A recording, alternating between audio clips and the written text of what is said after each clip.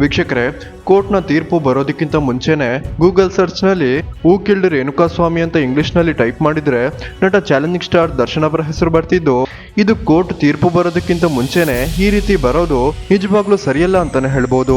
ಅಷ್ಟೇ ಅಲ್ಲ ವೀಕ್ಷಕರೇ, ಇದನ್ನೇ ಸರ್ಕಾರಿ ಪರ ವಕೀಲರು ಎವಿಡೆನ್ಸ್ ಆಗಿ ಬಳಸಬಹುದಾಗಿದ್ದು, ಗೂಗಲ್ಗೂ ಕೂಡ ಗೊತ್ತು.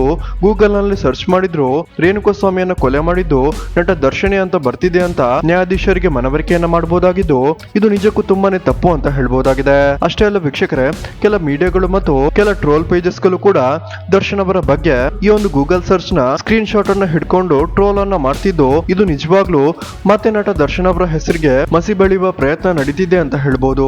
ನಾವೆಲ್ಲ ಡಿ ಬಾಸ್ ದರ್ಶನ್ ಫ್ಯಾನ್ಸ್ ಗಳು ಇದಕ್ಕೆ ಏನ್ ಮಾಡ್ಬೇಕು ಅಂದ್ರೆ, ಗೂಗಲ್ ನಲ್ಲಿ ಹೂ ಕಿಲ್ಡ್ ರೇಣುಕಾಸ್ವಾಮಿ ಅಂತ ಸರ್ಚ್ ಮಾಡಿ ಇದಕ್ಕೆ ನಟ ದರ್ಶನ್ ಹೆಸರು ಬಂದ್ರೆ ಆ ಒಂದು ರಿಸಲ್ಟ್ ನಲ್ಲಿ 3 ಡಾಟ್ ಅನ್ನ ಕ್ಲಿಕ್ ಮಾಡಿ ಇದರಲ್ಲಿ ರಿಪೋರ್ಟ್ ಸೆಕ್ಷನ್ ನಲ್ಲಿ ಫೀಡ್ಬ್ಯಾಕ್ ಗೆ ಹೋಗಿ ಇನ್ಫಾರ್ಮೇಶನ್ ರಾಂಗ್ ಇದೆ ಅಂತ ಸೆಲೆಕ್ಟ್ ಮಾಡಿ ನಿಮ್ಮ ಒಂದು ಫೀಡ್ಬ್ಯಾಕ್ ಅನ್ನ ಟೈಪ್ ಮಾಡಿ ಹಾಕಬಹುದಾಗಿದೆ.